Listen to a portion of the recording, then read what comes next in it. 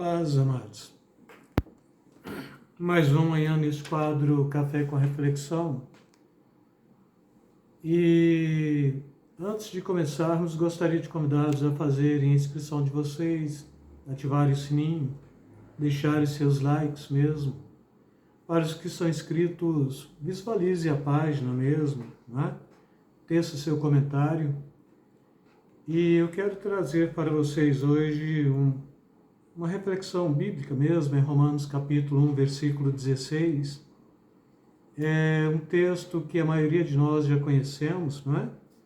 Paulo, ele diz o seguinte: não me envergonhe do Evangelho, porque é o poder de Deus para a salvação de todo aquele que crê, primeiro do judeu e também do gentio, do grego.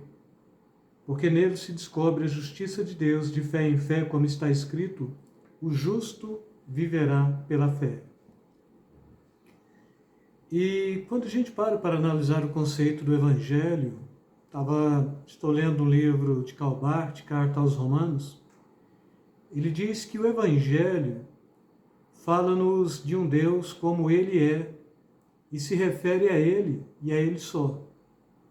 E ele continua propondo, fala do Criador que se tornou o nosso Redentor e do Redentor, que é o nosso Criador. E ele vai trazendo esse conceito de Deus dentro de uma proposta interessante, porque a maioria de nós, em dado momento, a gente chega à conclusão de que o nosso Deus é um Deus maior, não é? E alguns de nós, no passado, cantávamos, e ainda talvez alguns ainda até cantam, não há Deus maior, não há Deus melhor, não é? Não há Deus tão grande. E o conceito apresentado nesta carta de Paulo aos Romanos, e principalmente o ponto de vista de Karl Barth, quando ele esclarece bastante mesmo este primeiro capítulo aqui, ele está falando que este Deus ele não se dá por medidas no conceito de ser um Deus maior, ou um Deus igual, ou mesmo Deus menor, porque o nosso Deus, ele não é maior do que todos, ele está acima de todos. Ainda Paulo, mais à frente, ele diz que não existem outros deuses, porque os demais deuses são demônios. Então existe um só Deus, e dentro desta consciência da existência de um só Deus, que é sobre todos, não é, ou acima de todos, ele não se iguala à natureza que ele mesmo criou. Então ele criou todas as coisas e ele não se iguala a isto. E ainda o homem, quando lá no paraíso mesmo tenta comer da árvore, ou come da árvore do conhecimento do bem e do mal, ele está fazendo isso na premissa de ser igual a Deus, do ponto de vista do conhecimento do bem e do mal. E a gente vai perceber que o homem ele tenta se igualar a Deus. E com isso a gente vê que foi um passo em falso, e neste passo em falso o homem ele cortou relações com Deus mediante o pecado, porque Deus não se iguala, ele não é maior, ele não é igual e ele não é menor, ele não se iguala à criatura, e o ser humano ele é criatura, somente criatura. Deus criou todas as coisas, Deus criou o homem segundo a sua imagem e semelhança, do ponto de vista da razão, do ponto de vista daquilo que poderia ser um aspecto espiritual e um aspecto moral também, não é? Mas ele não cria o homem necessariamente do ponto de vista da igualdade, mas o homem ele se torna aqui do ponto de vista do ser criado. E a partir do momento que a gente propõe Deus ser maior, a gente está propondo Deus em pé de igualdade, porque se ele é maior do que alguma coisa. Maior do que o quê? Maior do que o mundo, por exemplo. Ou maior do que outros deuses. Não existem outros deuses. Maior do que o mundo, não é? Ou maior do que qualquer poder no mundo.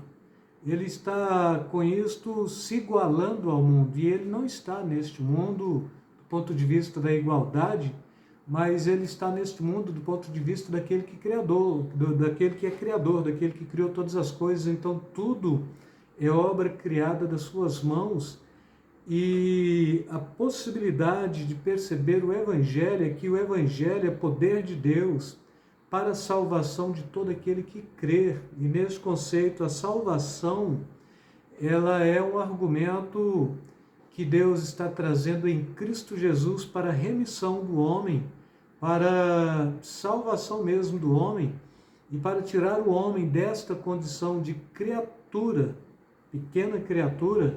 E é Agostinho que diz: esta pequena criaturinha quer te adorar, para dar a ele a dignidade de fazer-se filho adotivo de Deus, nesse conceito filho adotivo de Deus, trazendo mesmo a ação do Espírito Santo que clama agora no interior do homem mesmo, né?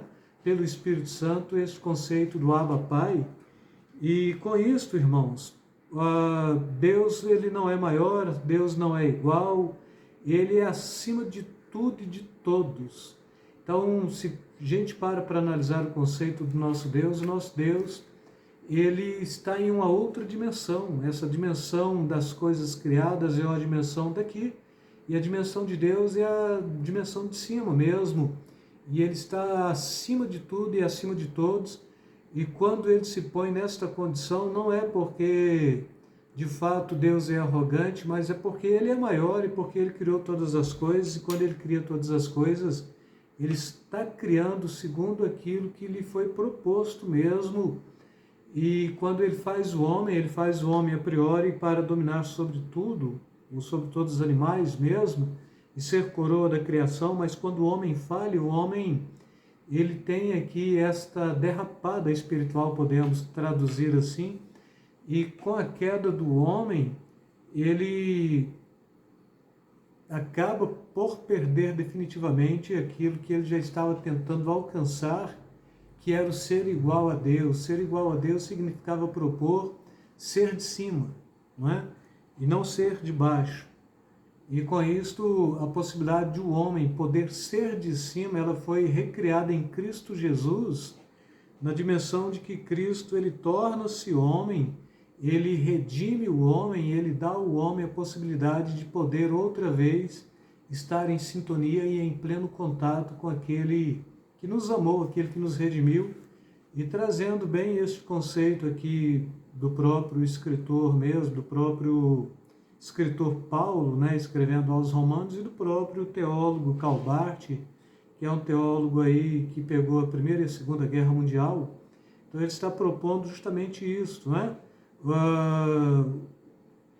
Esta condição do Evangelho que fala-nos de um Deus como ele é, e refere-se a ele como ele é só, e só ele é, né? Fala do Criador que se torna o nosso Redentor e do Redentor que torna o nosso Criador. Deus não é maior, Deus não é igual, Deus não é menor. Deus está acima de tudo e de todos. E com isto, na história da igreja, a gente vai pegar um período também em que o próprio Império Romano cria um prédio chamado Panteão, né? Então, praticamente bem traduzido, ou traduzido aqui de uma forma mais simples mesmo para vocês compreenderem, né? Pan vem de tudo e todos, e esse conceito de panteão, então era um local em que se punha tudo e todos os deuses que se cultuava dentro do Império Romano e das nações conquistadas. E quando eles tentam pôr ali uma imagem de Jesus como sendo também Deus dos cristãos, os próprios cristãos de época não aceitaram, porque Deus, ele não é um Deus que se compara com outros, e ele não é um Deus maior, ele é um Deus que está sobre todos, acima de todos. E se a gente compreende isto, a gente vai compreender o próprio conceito do cristão também, que foi colocado em Cristo Jesus acima deste mundo, do ponto de vista da vida eterna, do ponto de vista de que este mundo não nos pertence mais, do ponto de vista que o príncipe deste século, né, é Satanás, e que também já nos deu a possibilidade de estarmos acima destas circunstâncias, porque quando ele vence a morte também, para que o homem pudesse trazer em si esta consciência do Deus que permitiu o homem sair das garras de Satanás, eu diria, debaixo dos pés de Satanás e põe o homem agora acima de Satanás, não pela capacidade do homem, mas pela capacidade do Espírito Santo que agora habita no homem, e o homem tem este poder pelo Espírito Santo e esta legalidade de subjugar as trevas e de subjugar este mundo e de compreender que o Deus que nós servimos está acima de tudo, não é? E o Espírito Santo que habita em nós também nos faz estarmos acima de tudo, caso de fato a gente tenha uma vida de compreensão, de adoração contínua e constante e percebendo este Deus que tem os seus atributos e alguns atributos de Deus. Ele é o único que sabe todas as coisas, o único que pode todas as coisas e o único que está em todos os lugares ao mesmo tempo. Este é o Deus que nós servimos. Então ele não se mede com esta possibilidade de baixo, porque ele é acima de tudo e ele nem se mede com a possibilidade daqueles que supostamente podem estar acima de tudo, porque o único que está acima de tudo é somente Deus, e Deus somente, e é este que é o Redentor da nossa alma, e é este que nos trouxe esta possibilidade de podermos atestar que sim, nós somos salvos em Cristo Jesus, que se fez homem, para nos trazer a possibilidade de uma vida eterna. E aí uma proposta de um dos pais da igreja é que o Filho de Deus se torna homem para que os homens possam se tornarem filhos de Deus, não é?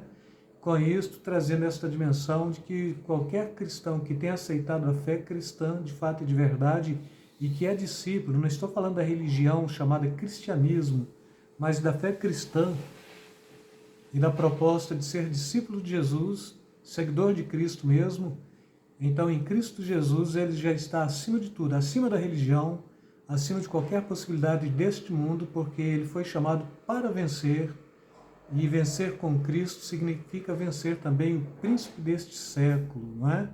E aí Paulo, mais à frente, nesta mesma carta aos Romanos, ele escreve o seguinte: e o Deus de paz, muito em breve, esmagará Satanás debaixo dos vossos pés, não é? Então devemos ter isto como palavra de garantia de vida eterna e certeza de que não somos melhores nem piores, só somos regenerados em Cristo Jesus para sermos também de cima. E aí Paulo está falando que o crente ele tem de cogitar as coisas que são do alto, onde Cristo está assentado à destra de Deus. Com isso, mais uma vez, quero deixar para vocês aí um beijo na alma, beijo no coração, fiquem na paz.